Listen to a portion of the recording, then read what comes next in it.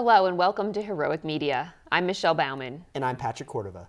Here at Heroic Media, we explore news headlines that deal with very foundational moral issues relating to family, marriage, and life. Exactly, and those issues often revolve around abortion, euthanasia, embryonic stem cell research, human cloning, and homosexual marriage. Exactly. So Patrick, what's our first story for today? All right. In our first story, Minnesota sees teen abortion rates drop 87% after a parental notification law was passed. So this law was actually passed 25 years ago. It's about to celebrate its 25th anniversary in 1981. And this law says that both parents must be notified at least 48 hours before an abortion is performed on a minor. And so what they saw was in Minnesota was that the year before this law went into effect, the annual abortion rate had peaked for minors 2,327 in 1980. And then it steadily declined after they put that law into place. The law actually came into a little bit of turbulence, but then the higher court overruled and said, no, this law can stay in place, so it went back into place. And then all the way looking into 2013, which is the most recent year that we have data for, minor abortions fell to 295, the lowest on record. So it went from 2,327 in 1980 down to 295. And those statistics date back all the way to 1975. And so, I think that's pretty good evidence that a law like this had a positive impact on this area. Yeah, I think that's a huge jump. You go from over 2,000 to less than 300.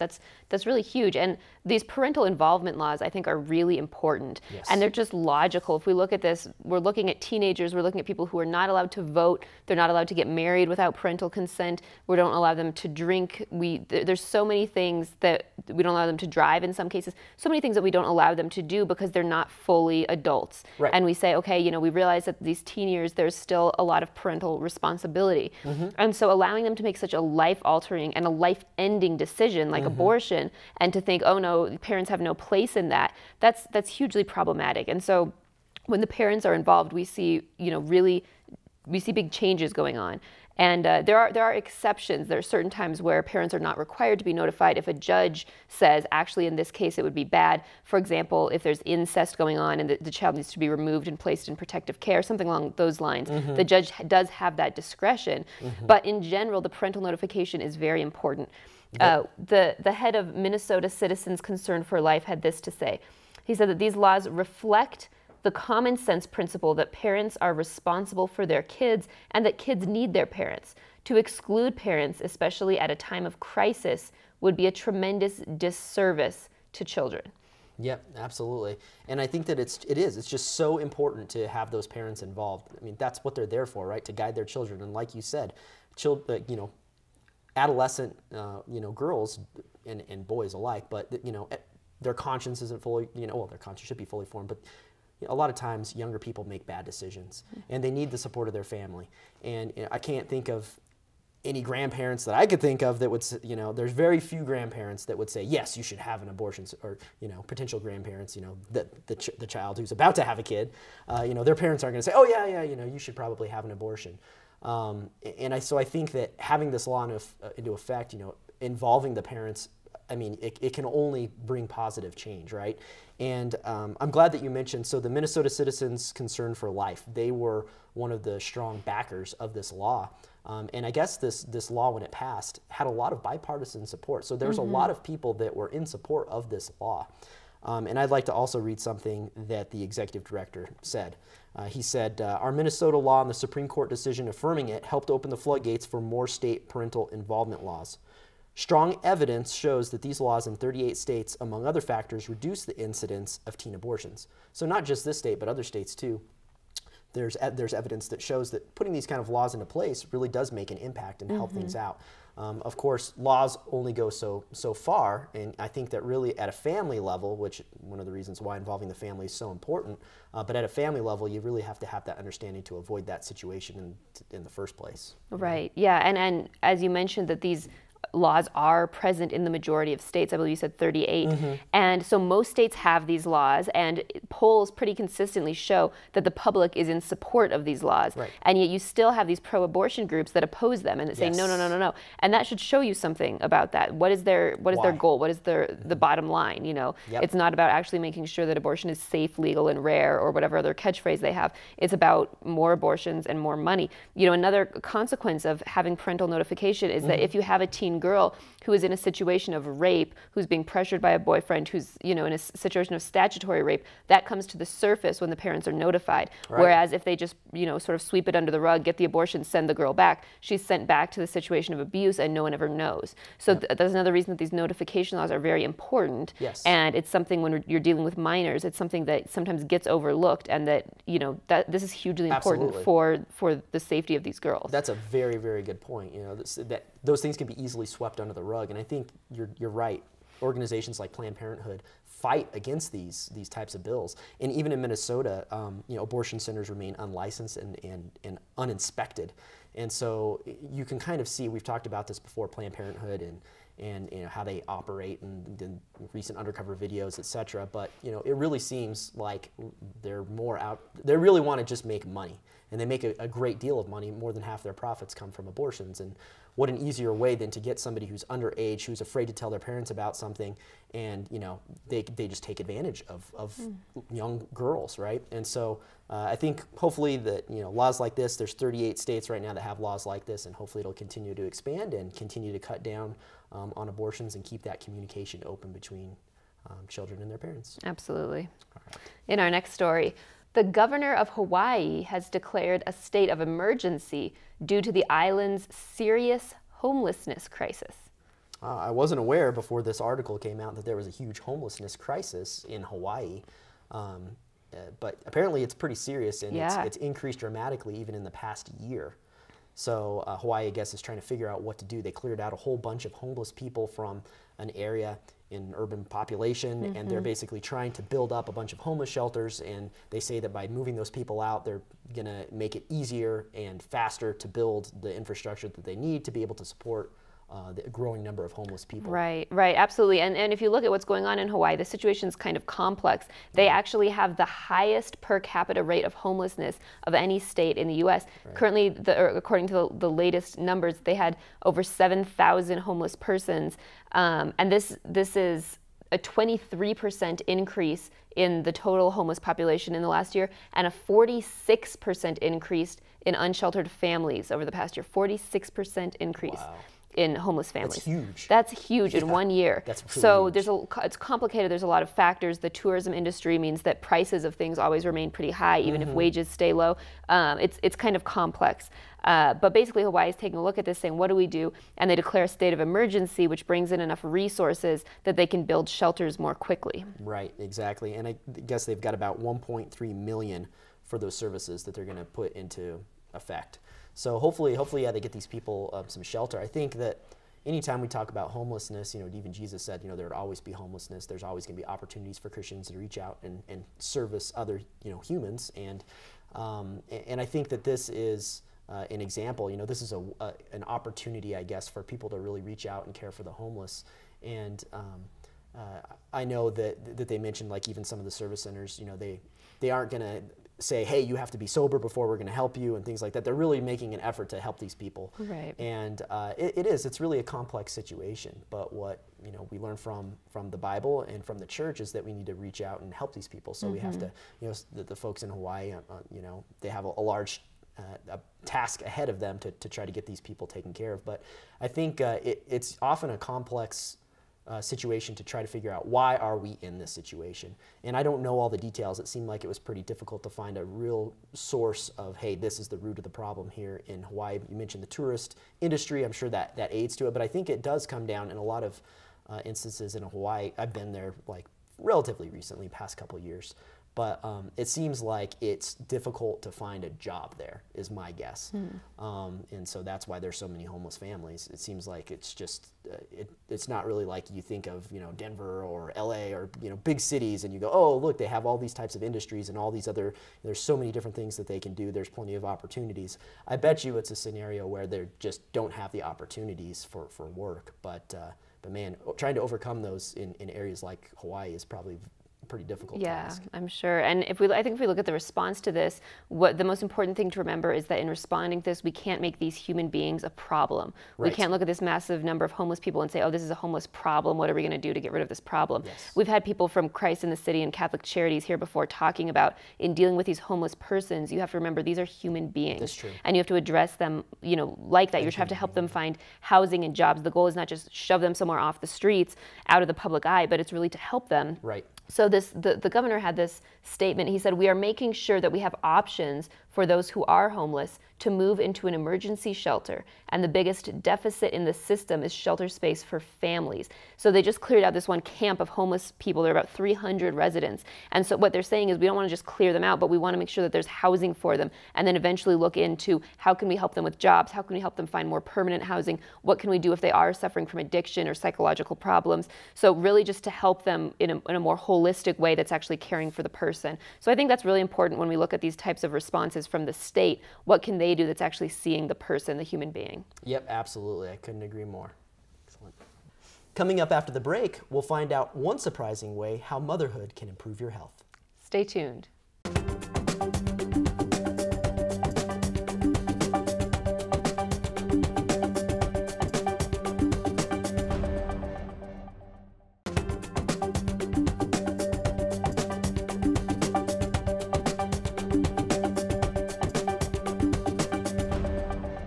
Welcome back to Heroic Media. In case you're just joining us, I'm Michelle Bauman. And I'm Patrick Cordova.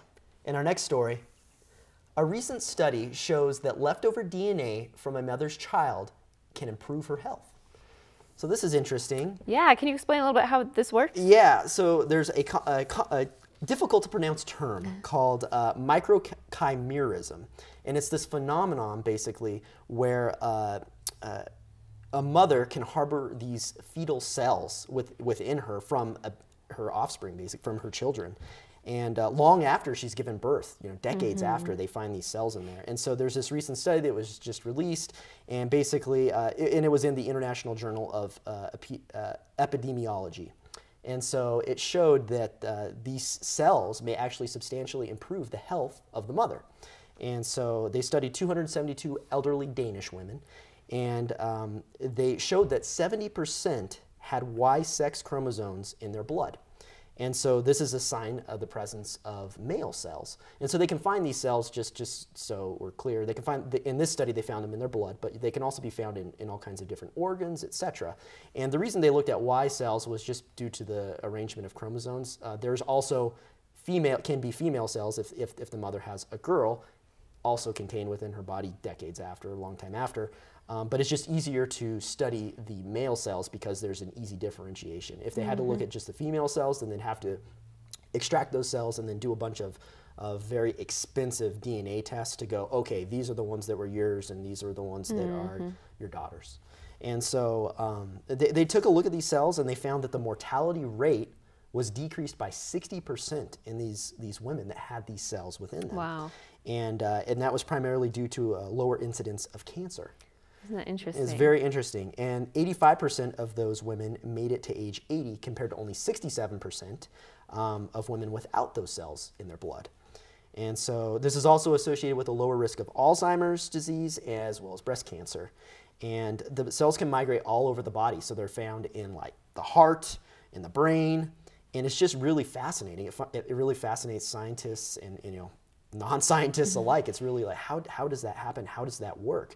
And so they have this great link between them, and they think that it actually boosts the immune system. And that's how it acts. Right. I think that's fascinating. The immune part, it said that it helps the body actually determine what other tissues in the body could become cancerous. Yes. So it can go, and then it can actually heal the tissue and repair different types of tissue, which is just amazing. I mean, the more research needs to be done, but based on these early studies, it's suggesting that having children can actually help you prevent cancer.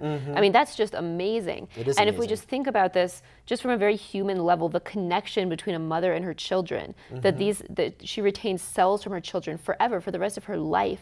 For decades later, she still has these cells that are impacting her. Right. And if we think about this from a pro-life stance, some of the issues that we cover on here, if you have an abortion, you're still literally carrying part of that baby with you for the rest of your life. If you have surrogacy, that gets really complicated. Oh, yeah. Because then you have hired or you know, found this other woman who is going to carry cells of your child forever after you take the baby and, you know, go off on your own with it. That baby is still very much impacting.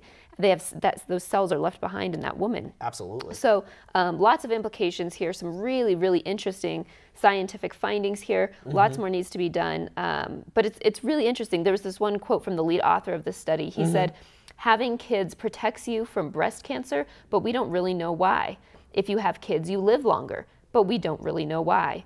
Women live longer than men, but we don't know why. This phenomenon, this may be it." So this is potentially a huge discovery.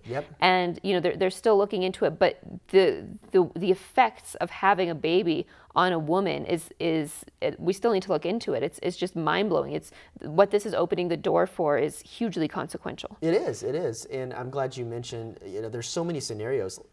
There's so many things that we don't know about the human body and how, you know, what are the causes and effects, and even in this study, well, actually there's a different study. There's a study in 2004 that found the presence of male genes in 21% of women overall. And what was interesting about it was they even found that even if they had only given birth to daughters or had miscarriage or an abortion or had never even been pregnant, they still had these cells in them. So it's curious because it's like there's so much that we still don't know about how they're transmitted, and you know how people can get them in their body. So, but what they do know is that there's this big link in health, and so there's so much more to discover. And a lot of these scenarios are very difficult, if not impossible, to track and trace, and very expensive. So I don't know how much time will be devoted to it and money, but nonetheless, it's very fascinating and puts another plus for motherhood. So. Absolutely. All right. And our next story, an inspiring book that was just translated into English shows a life of joy as it explores the life of a modern day saint. So sometimes we think about saints and we go, you know, oh, saints are people from like the biblical era, the New Testament, or, you know, way back then, or hundreds of years ago, you know, there was this one cool saint, or, you know, we don't really think about saints in terms of people in our day. And so this book is pretty neat because it kind of shows a wonderful example of a modern day saint and how to kind of live a life of sainthood. And this book was translated from, I think it was Italian into English. And it really does a great service, especially for people who are married, or maybe that are discerning the vocation of marriage, or for parents that have lost children, whether you know, after birth or preborn. And so it really gives an inspiring example of love and of accepting kind of the burdens of life that come to us, and showing how that even in those burdens we can express joy and love. Is really what I think I got out of it. So yeah, I think so. And so we look at this story, and it's a story of this Italian couple, and they were married. They first met at a Marian shrine, and they dated for a while, broke up, got back together. They ended up getting engaged on a walking pilgrimage to Assisi, and it just tells this very joyful story. They were married in 2008 and became pregnant soon after. But then the ultrasound showed a deformity in the child, and so the doctor said, "Oh, surely you're going to abort." And they said, "No, absolutely not." So the baby was born, lived just 30 minutes, but they were able to have the baby baptized before the baby died. And then they got pregnant again pretty quickly, and the same thing happened. They said, "Oh, there's health problems." In this case, the second pregnancy, the child was missing a leg and kidneys. The lungs were not going to develop, and he would not be able to breathe. But again, they rejected abortion. Again, the baby, David, was born, lived for about 30 minutes, and was baptized. So then a third pregnancy. And then there's a third pregnancy. Yeah, and third pregnancy came along, and you know, they're going, I'm sure they can only be feeling like, oh my gosh, what's going to happen this time? And other people are kind of looking like, oh, are you sure you guys want to keep doing this? And luckily, there was no problems with the baby. The baby was born healthy. However, during the pregnancy, it was discovered that the mother had a tumor on her tongue. And so she refused any cancer treatment or anything like that because it was going to affect the baby, and she wouldn't risk the life of her baby to you know, fix her cancer. So so she had the baby. Baby was born healthy, and then but it was really just, you know, on borrowed time. And immediately after the baby was born, she began some very aggressive chemotherapy, and it was quickly discovered that nope, she was not going to live anytime. She was not going to live for very long. And so, you know, it's a very emotional, I can only imagine. You know, her husband had to go tell her. He took her down to the chapel in that hospital there and told her the news. And really what she said was, you know, that she didn't want to know how long she was going to have to live, because, or predicted to live, because, you know, she just wanted to live out the time that she had with this new baby and her husband, and just wanted to live her life out with joy. And you know, kind of celebrate the life that she had in the time that she had with them. Right. And so it wasn't much longer after that she died. She was only 28 years old. She died noon on June 13th, 2012. Right. And so it's just a really beautiful story, an example of kind of heroic love and joy. Right, yeah, and it's really beautiful, you know, as you said, a modern day story. This very saintly woman, she has not been canonized by the church because she was, you know, died so recently, so she's not officially a saint, but definitely a saintly story. I wouldn't be surprised if, you know, her canonization cause is opened. And I just wanted to close with this one quote, which I thought was really beautiful. When she reflected later upon being asked to abort her first child, she said, "If I had aborted her, I do not think that I would have remembered the day of the abortion as a day of celebration. It would have been a moment that I would have tried to forget, a moment of great suffering.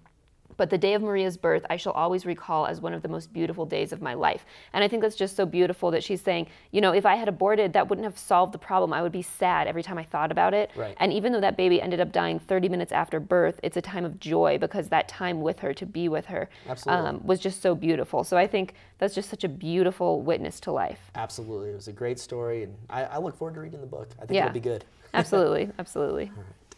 Coming up after the break, we have one more story. Stay tuned.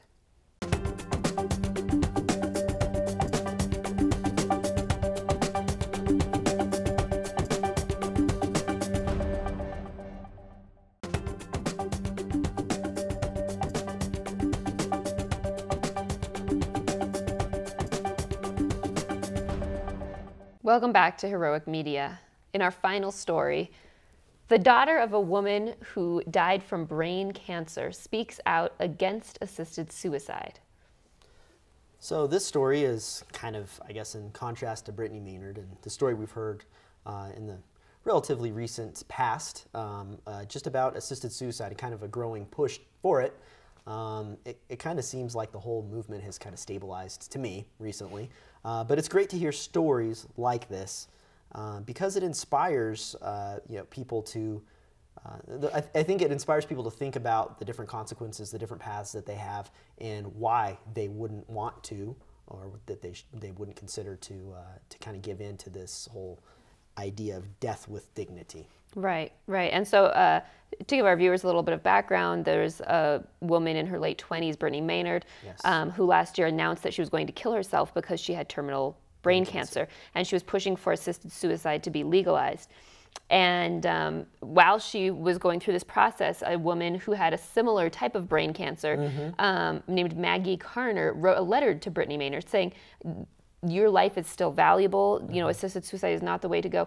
And so Maggie ended up choosing to live, and she did not take her life, and she ended up dying just this September, just recently.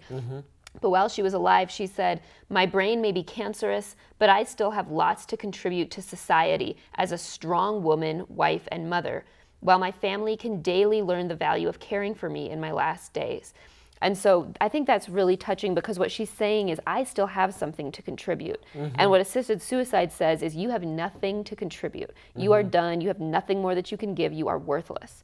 And those are just two very contrasting views, and I think that's what we really see here. Yeah, there is a contrasting view. And something that stood out to me, it was her daughter that kind of was sharing some thoughts about reflecting back on the life of her mother, and kind of looking back and kind of going, you know, what did I think about this? Why did I, why do I promote what my mother, you know, went through? And one thing that stood out to me was that she said that she had this strength from knowing that nobody gives up on you, right? She has the law in her favor, you know, in this current state that she's in, and she feels like she has her friends and her family behind her. You have this support.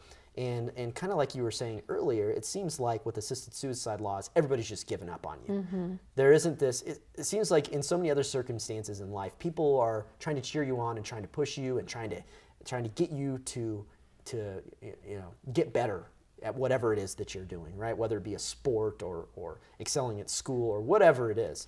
But this is one instance where it's like, okay, when you're not doing so well, or not doing as well as you like, people go, you should just quit, you know? Oh my gosh, you're just this burden on everybody else.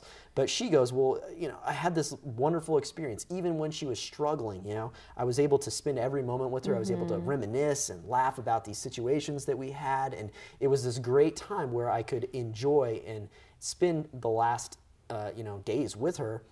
The last time that I had with her, and really reflect on things and laugh, and it gave me an opportunity to care for her when she, you know, needed to be cared for. Right. And I think that it's kind of nice. It's almost like payback, you know. Your mother cares for you, and your parents cared for you when you were a little kid, when you couldn't take care of yourself, and now you're kind of returning the favor for them and helping them when they can't care for themselves. So I think it's really just kind of shows your appreciation for them too, is kind of what I got out of that. Yeah, and I love the description by Mary, the daughter, of these last days, because she didn't sugarcoat it. She didn't say, oh, it was all joy and, you know, happy smiles. She was saying, yeah, there was suffering and there was pain.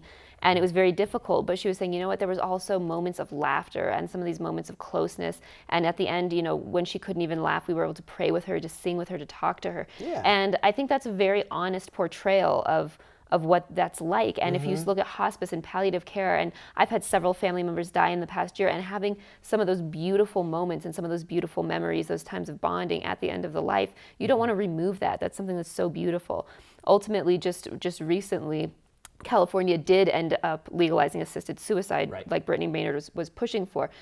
California Governor Jerry Brown signed that into law just recently. So unfortunately, this is still a battle that's going on in our country, but we have to look at the examples of people like Maggie and say, hey, life is worth living. Life is worth living. And you know, her daughter also, Maggie's daughter also said, you know, we need to support palliative care. Right, and hospice. And hospice and other avenues aside from the so-called death with dignity. We need to give it a new meaning, and it is not these assisted suicide laws. Right, absolutely. All right. Well, that's it for this week on Heroic Media. Please join us next week for all the up-to-date news on the pro-life issues that matter to you. Please feel free to write to us with any comments, questions, or news tips at news@heroicmedia.org. And please visit our website at heroicmedianews.org, where you can check out more stories like the ones we discussed on this episode. That's it until next time. Keep us in your prayers. God bless.